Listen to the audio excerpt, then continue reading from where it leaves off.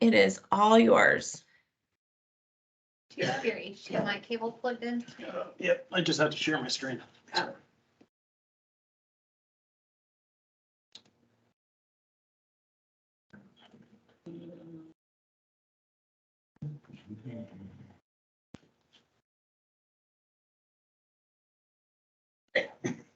All right.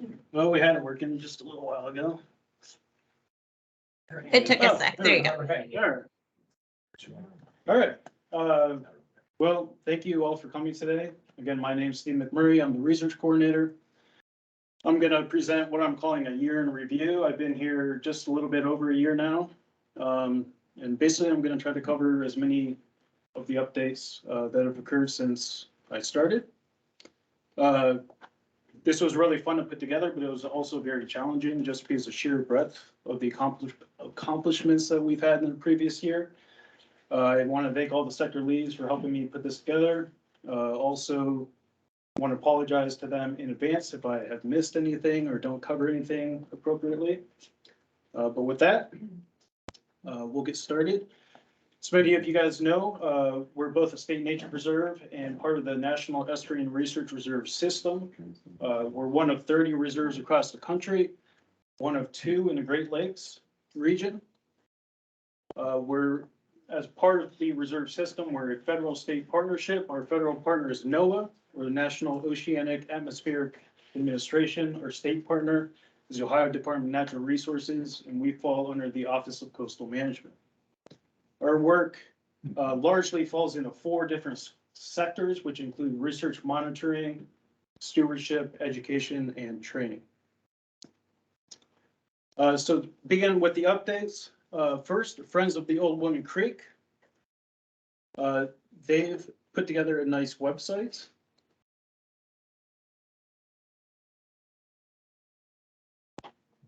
Oh, and it's not going to go up on the screen.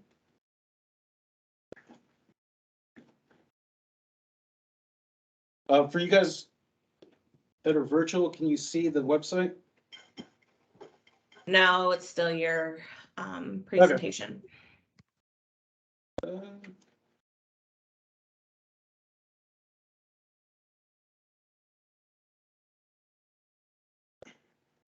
Well, unfortunately, I don't think we're gonna be able to see the website, but I encourage you to check it out. It's friendsowc.org. It has updated news, events, etc. Also, out in the visitor center, you probably passed it when you came in, is their new self-serve kiosk with PayPal. You can actually see much of the merchandise that's available. Very nice display. Also, just last month, they celebrated their 25th anniversary. Included some trivia, games, refreshments, some self-guided hikes, as well as the Back to the Wild, which had several of their birds here, which was really cool.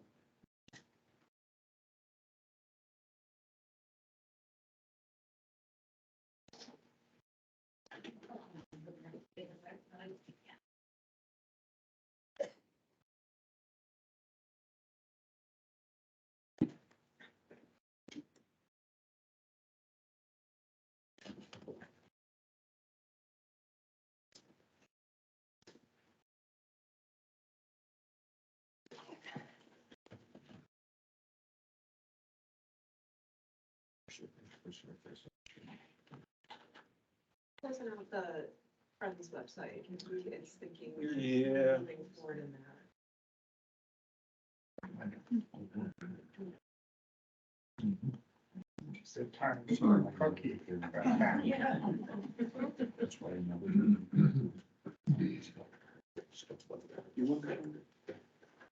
For some reason, my cursor is not. Oh, this is the mouse free.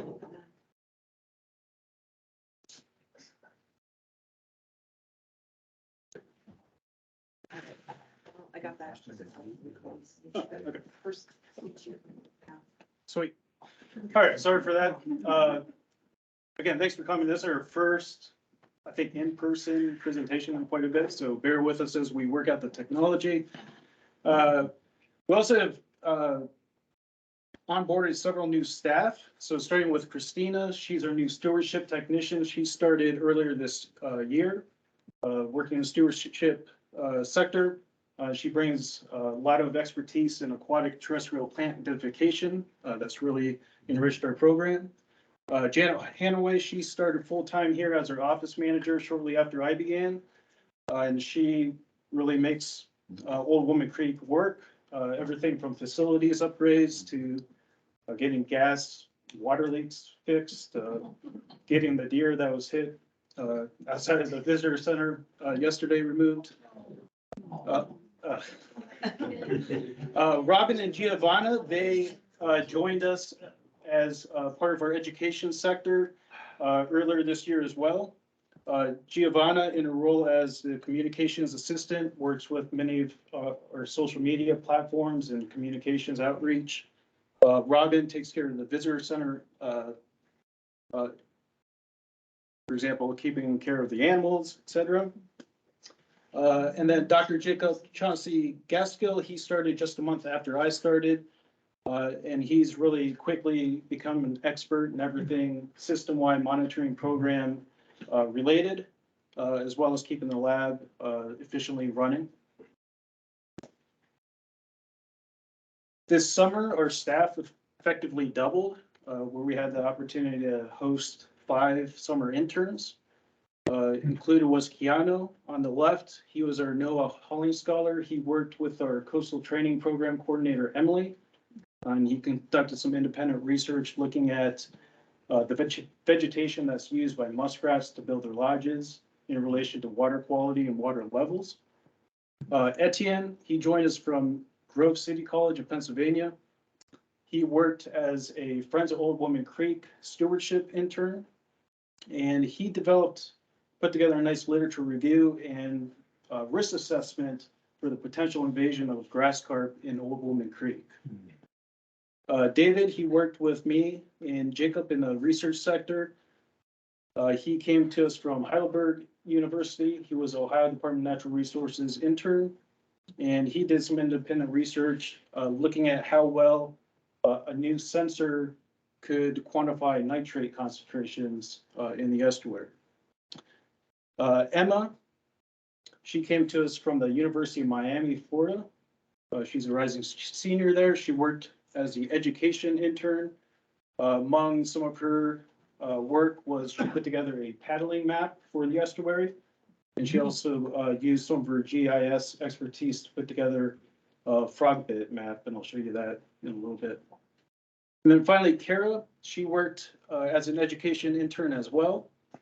And she worked on a lot of the communications and outreach. She also put together a nice new updated reserve map.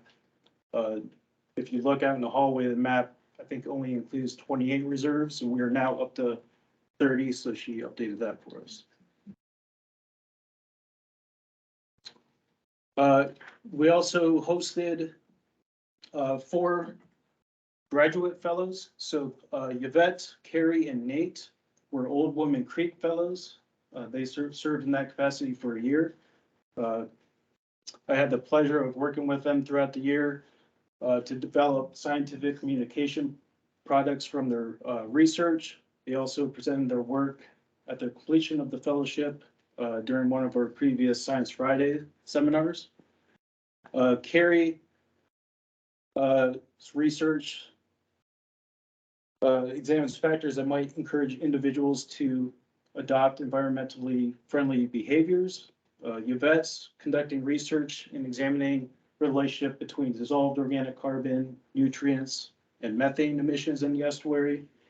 And Nate's research involves looking at the factors that influence reproduction of northern pike. Haley is our Margaret A. Davidson Fellow. She's been with us. She's just finishing up her 2nd year. And she's using a soil and water assessment tool model for the watershed to simulate the quantity and quality of surface and groundwater and predict the environmental impact of land use, land management, and climate change. Some more administrative updates. The big one being that the Office of Coastal Management, which we fall under, they closed their office in Sandusky and officially merged and moved in to the facilities here. Congruent with that, we have some new signage throughout the facility. Chief Mackey, he moved into our training, Emily Kuzmik's former office. She's now 100% teleworking. We're working remotely. Most of the OCM staff are remotely working, but they do from time to time come in the facility. It's been really great to have a little bit more interaction with them, especially with the fiscal folks that we work closely with. And Chief Mackey, I get to pick his brain about research projects ongoing in the reserve. The hot lab in the back of the visitor center, that's going to soon be renovated to make additional office space. And finally, Old Woman Creek staff, especially our manager, Janice Kearns, been working hard on an updated management plan. That should be approved and released pretty soon. And that will guide our work for the next at least 5 years. You guys probably saw the new siding as you walked in. Looks really good. Also got the exterior doors and windows painted.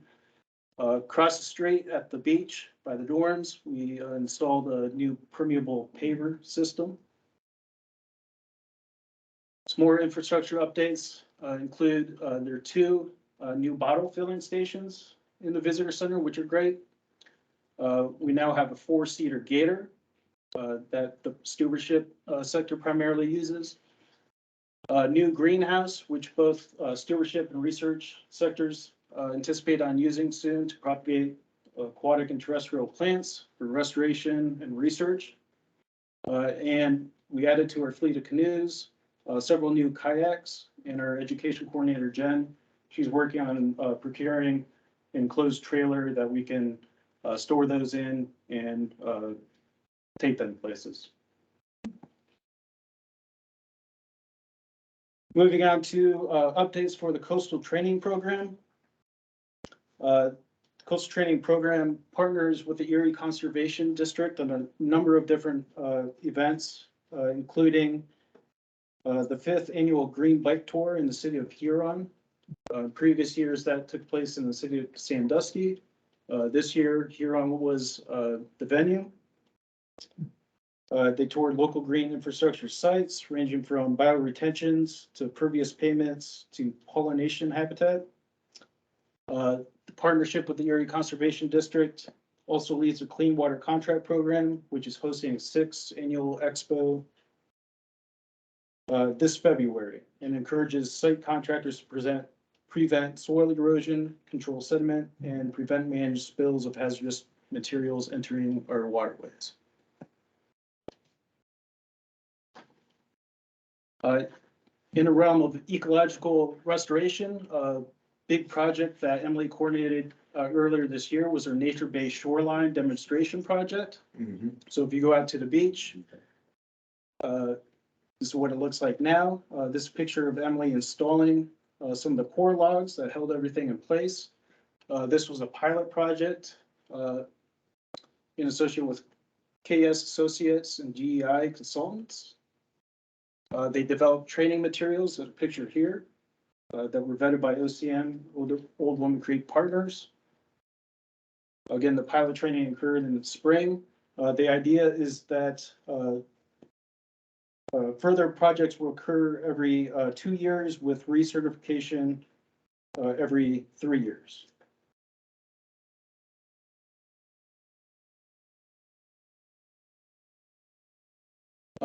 Emily also coordinates our phenological species monitoring program.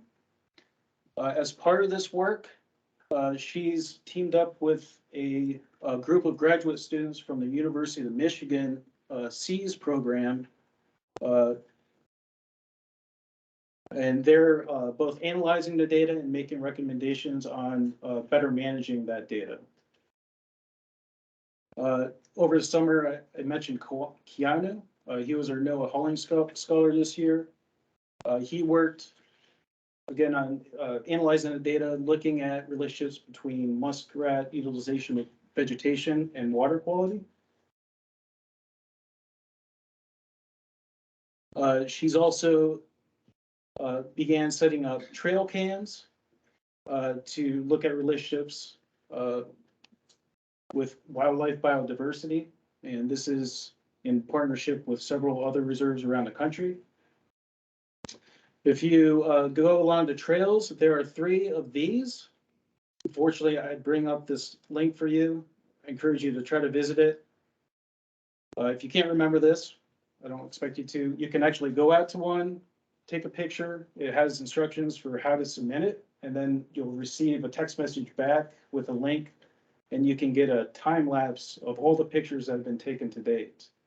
So you can get an idea of how the landscape changes over time, which is really cool. Steve, I can post that if you like. Okay, I'll cool. just put it on social media right now. And the one at the beach I was going to show you, we installed that just prior to the beach nature-based shoreline restoration, and it has a nice chronicle of what happened with that. And then finally, for a lot of the citizen science initiatives that Emily's been coordinating, a lot of the data entry and so forth has gone electronic, which has really simplified things. And volunteers are now using Google Forms if they like to report much of that data.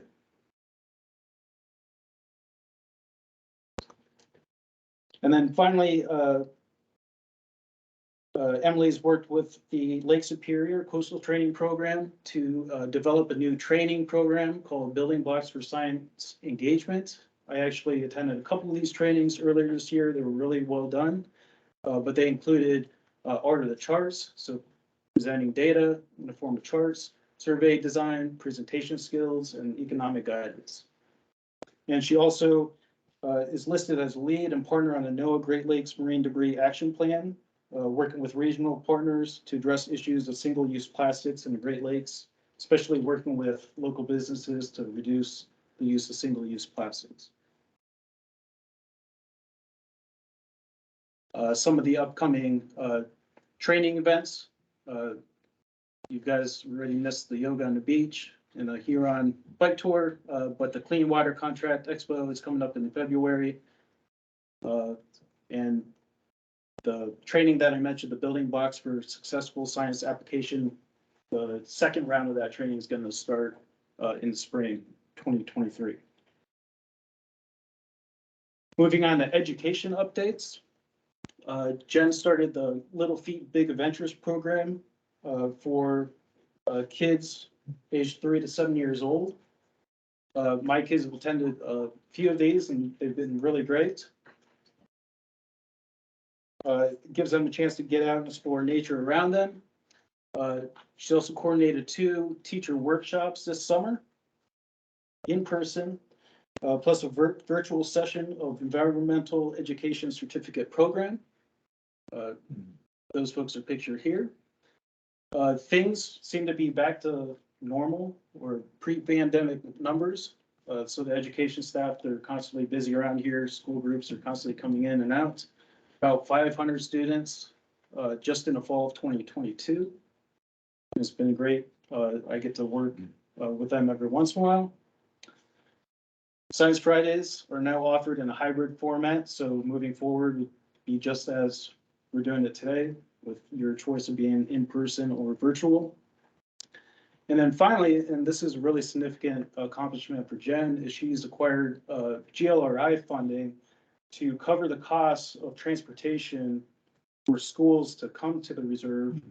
Also covers funding for substitute teachers when that happens. And she's also acquired funding for a new naturalist position to help with educational program. I mentioned Emma, our summer education intern. This is the paddling map that she put together. It's really simple paddling path. It includes distance markers. So for example, from the boathouse to the railroad is approximately 1.1 miles and so on. So it has different markers. Includes legends and labels and basic reserve rules.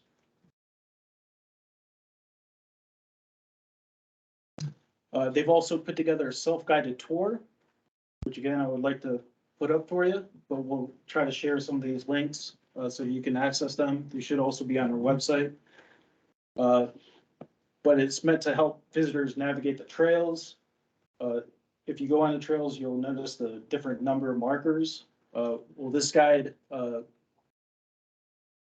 identifies different trees and different features in between those markers. So you can further learn about the wildlife and plants as you hike around the reserve.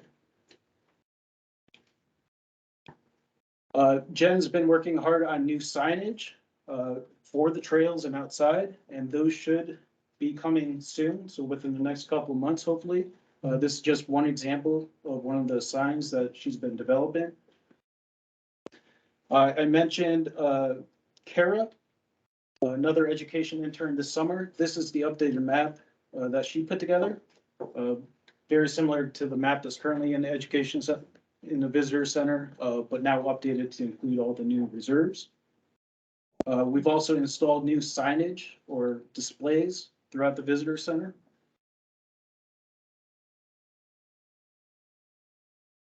Moving on to education and stewardship updates.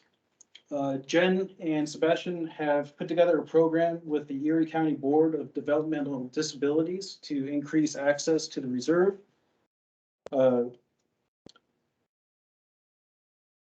They offer a monthly program inviting folks to come to the reserve and explore the many activities that we offer. Also, a very big accomplishment of this work, they've been recently nominated for the Erie County Board of Developmental Disabilities Open Doors Award for their work in removing barriers and opening doors in the community for individuals with developmental disabilities. And I believe there's a big event later this month where they'll learn whether or not they win that award, but just being nominated was a pretty significant accomplishment. They've also worked with the Willard, Ohio Migrant Education Program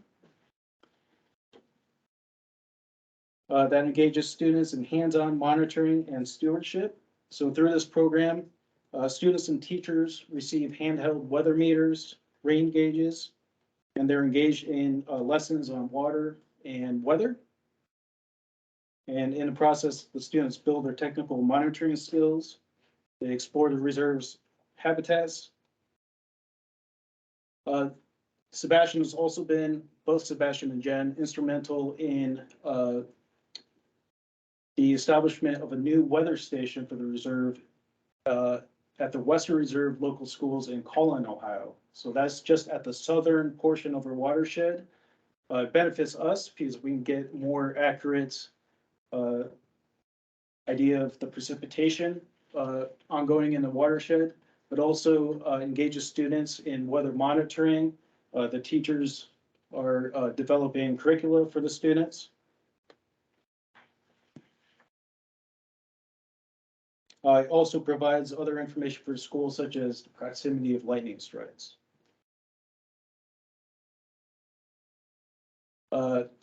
Sebastian's continued to coordinate the removal of European frogbit, not only in our reserve, but at other state nature preserves throughout Ohio. Mentioned Emma, again, using her GIS experience. This summer, she put together a map that documents the pool concentrations. So it can be used to show how the concentration of frogbit changes over years. This year, we also conducted our aquatic vegetation monitoring. We do that every 3 years as part of the system-wide monitoring program. And I mentioned Etienne, our stewardship intern. He put together a really nice risk assessment for the potential invasion of grass carp in Old Woman Creek. If we see any potential signs of grass carp, we now have a nice plan together involving using eDNA to confirm their presence within the estuary. We're also working with the USGS to put a telemetry receiver under the Route 6 bridge to potentially monitor any tagged grass carp and their movements within the estuary. Sebastian's also coordinated a lot of work on restoration of our terrestrial habitats. A lot of the terrestrial habitats, especially on the west side, a lot of this understory is dominated by invasive species. So he's contracted with folks, and they're just completing the work within the next week or so to remove the woody debris over 22 acres. So it now looks much like this, much more open. The native plants can hopefully not be outcompeted. They can start to take hold here. This is a picture of the tree of heaven, which is invasive that hosts the invasive spotted lanternfly. So as part of this work, these trees have been girded and will soon die. And then finally, by the railroad on the west side of the reserve, Sebastian's working on a restoration plan for that.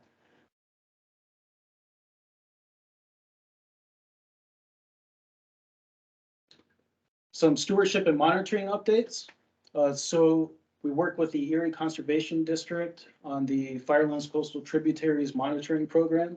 This year, we expanded it to include another creek, that being Chapel Creek. They also hosted a new training for new stream watershed monitors. The first half of the training covered basics of water quality monitoring, and the second half was specific training on water quality monitoring protocols.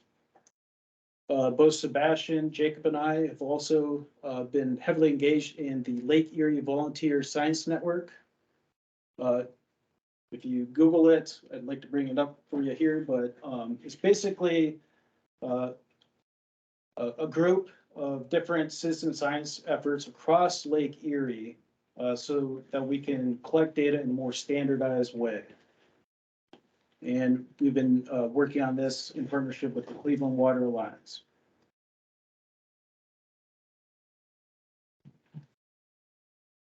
And then finally, earlier this year, the 2021 report cards went out for Mills Pipe and Old Woman Creek as part of the Firelands Coastal Tributaries Monitoring Program. More monitoring updates.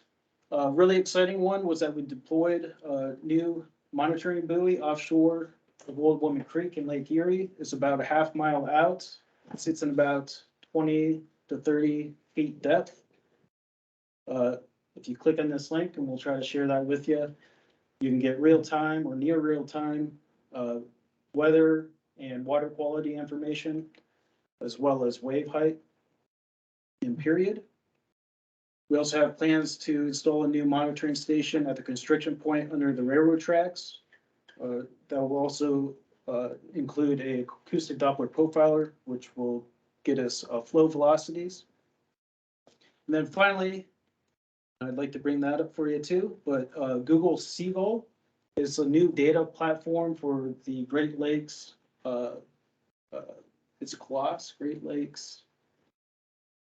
I'm not sure what that acronym is at the moment. But it's a really nice platform, think Zillow or Trulia, where you can click different monitoring stations and see near real-time data. So we're working with our counterparts at the Lake Superior Reserve to get our data on that platform. We've also brought back several parameters that were historically measured here at the reserve, including silica, alkalinity, sulfate, chloride, total suspended solids, and TKN. And we've worked very hard on acquiring a new total carbon and total nitrogen analyzer. Much of my research and the research moving forward at the reserve this is really going to be foundational to that work in examining the dynamics of carbon and nitrogen in the estuary. We've also brought on a new volunteer, Dodie, which she's been really great in the lab. She brings a wealth of expertise in laboratory work. And of course, Jade. Jade's been here since before I began, and I've been very lucky to keep her. She's our water quality technician, and she really makes the lab run with Jacob and Debbie. Some of the research and monitoring updates. So since I've started, we've had 13 or so new research and monitoring projects. Some examples of these. As part of the H2 Ohio Restoration Initiative. So this is a program to restore wetlands to improve water quality. We began monitoring Duck and Otter Creeks. This is Duck Creek. It's in a very industrialized area of Toledo.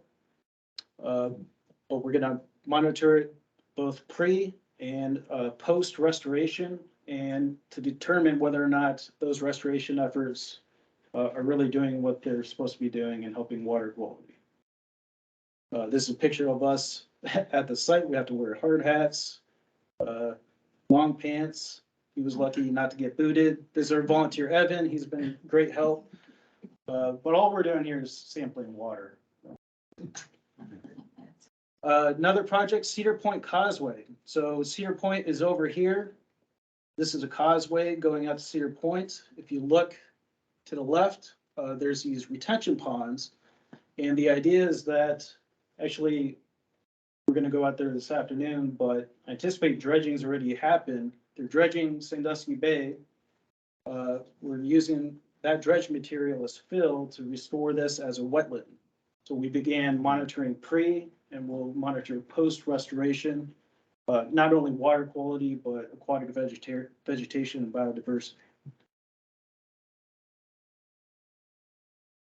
A couple of other projects. We've installed a MODIS wildlife tracking system. So this tracks any birds or bats that have a telemetry tag in them to better understand their movements and migration patterns. This is a graduate student from Ohio State putting the antenna on the tower. Just last week, we actually took the tower down, and our plan is to move it across the street to the beach so that we can get a better signal. There's some noise over here coming from the building, but by moving it over there, we'll get much better signal. Jade, this is a picture of her out in the field. She led a project called Exploration of Coastal Hydrobiogeochemistry across a network of gradients and experiments. Just from that title alone, you know that it's funded by the DOE. But we, as well as probably 10 to 20 different partners from both the Great Lakes and Chesapeake Bay regions, sample for this to get an idea of the exchange of organic matter between terrestrial and aquatic interfaces. This is a picture of Jacob on an oyster reef. So we actually traveled down to the GTM reserve in Florida to help write up and analyze results for this project. Basically, we conducted research to determine how accurate a new sensor was at quantifying chlorophyll, which is a nice indication of algal biomass and harmful algal blooms. And we're preparing to write that up for publication as we speak.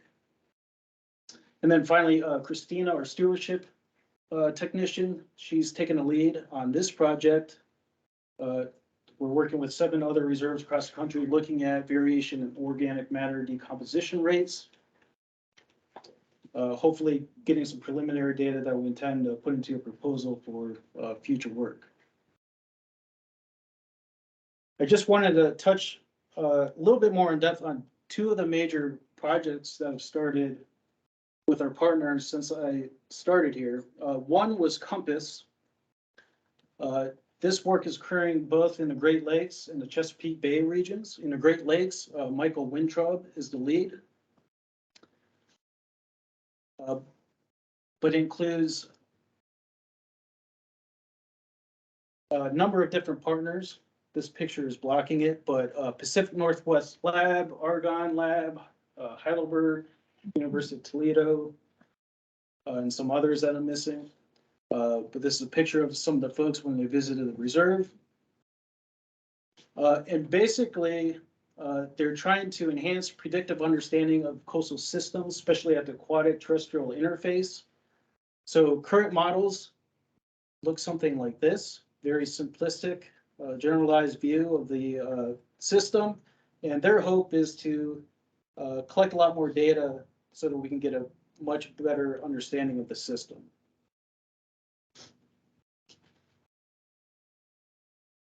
And they're specifically, at least during the first 2 years, they aim to develop a better predictive understanding of the causes, mechanisms, and consequences of the relationship between water levels, oxygen availability, and methane emissions. So that's why the Department of Energy is interested. If you go out on the red trail, you'll see some of their infrastructure. So this is a visitor center right here. Their work is basically a transect throughout this cove, includes aquatic, the interface, and then terrestrial systems.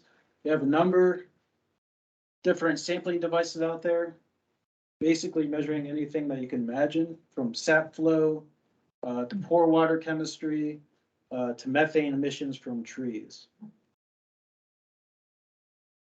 Another big project, again, this is funded by the Department of Energy. This is led by Lauren Kinsman-Costello from Kent State, whose partners from SUNY ESF, University of Akron, Ohio State, Cleveland State University, and Oak Ridge lab. But they're looking at heterogeneity and redox reactions. And you don't have to know what a redox reaction is, but you should know that redox reactions pretty much control all the ecosystem functions within the wetland, including photosynthesis, carbon storage and sequestration, methane emissions, and denitrification, and many more. So they're very important. They're deploying novel sensors to understand very fine scale heterogeneity in these redox reactions. So that's tackling this first question. Then they aim to determine what does it mean? Does that heterogeneity really matter in terms of carbon storage, photosynthesis, methane emissions? And then scale that up to the entire estuary to answer the question, does it matter? And again, they're working in the cove. This is a picture of their boardwalk and some of the sensors that they have deployed. But this ZRA sensor, that's the novel sensor that they're actually 3D printing and able to use to measure those fine scale redox reactions. And then finally, some forthcoming updates. Big project that I'm working on is hopefully acquiring some large tanks or mesocosms so that we can do some manipulative work, looking at plant biodiversity and nutrient carbon cycling. The National Estuarine Research Reserve System just released the RFP for new collaborative science grants. And I'm currently exploring with a couple of folks in applying for those. The Margaret A. Davison Graduate Fellowship, that will come out next fall. And to hopefully gain some more interest in that fellowship, we're going to put on a fall 2023 research symposium here at the Reserve. And then finally, applications for the ODNR summer internship program. They'll be opening, I believe, this month. So if you know any undergraduate students that might be interested, I can give you further information on how they can apply for that. And those internships, they're ODNR wide, so state parks, forestry, as well as here at Old Woman Creek. So with that, I'd like to thank Office of Coastal Management, Old Woman Creek staff, especially the sector leads that helped contribute to this presentation. Summer interns and graduate fellows, the Friends of Old Woman Creek, and Gilmore, Lauren, and Michael for letting me use their slides for this presentation. So with that, I'd be happy to take any questions.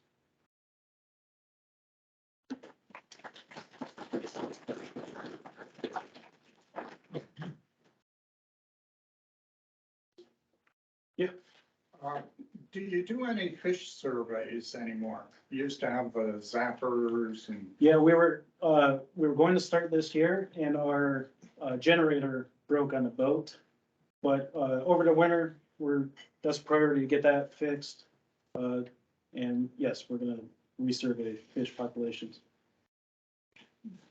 I have two questions. One, will you have information now on that Clean Water Expo in February? I can get your contact information and I'll have Emily, reach out to you. Okay, great. The second question is, and I'm not sure how to formulate this question. You're probably maybe familiar with this already. Dr. Ortiz in Kent State University, Mhm. do you work with him? Do you know if his monitoring the lake for algal blooms and such things? Does that apply at all to the Overland Creek work that they're doing with algal blooms and? Yeah, we haven't, worked directly with him, but a lot of what we do, does inform the management of, algal blooms. So it's part of our system-wide monitoring program. A lot of what we do in the lab is measure nutrient concentrations and how they vary over time. We've also piloted, some new technology, it's basically a cartridge. You put water on a cartridge, you put it in a machine, and it will actually give you the concentration of microcysteines, the actual toxin itself. And that's in collaboration with folks from the University of Toledo, as well as BGSU. Okay, great. Thank you. I'll get you my card. Perfect.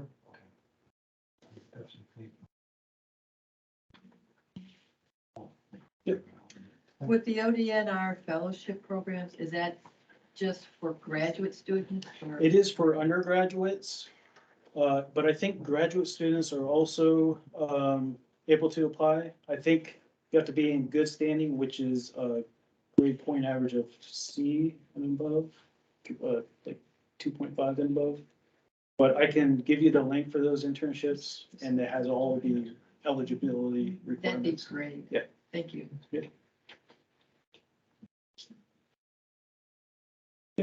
It's nice to be back here. Yeah, it's fine. I haven't talked in front of a live audience in a while, so I'm just getting the rust off. So thank you for your patience. There's just something about this, rather than sitting at home in front of the computer. It's I just- completely agree. Yes. All Well, the screen's bigger for one thing. Can't wait. Right. Thank you. Anything else? Anything I missed for anybody who works here? Great job. All right, I appreciate you guys coming. Yeah. Good job, Steve. Thank you. All right. I'll give my best. All right, and I'm even giving you back about 15 minutes of your time today, so. Yeah. Thanks again for coming. If you need more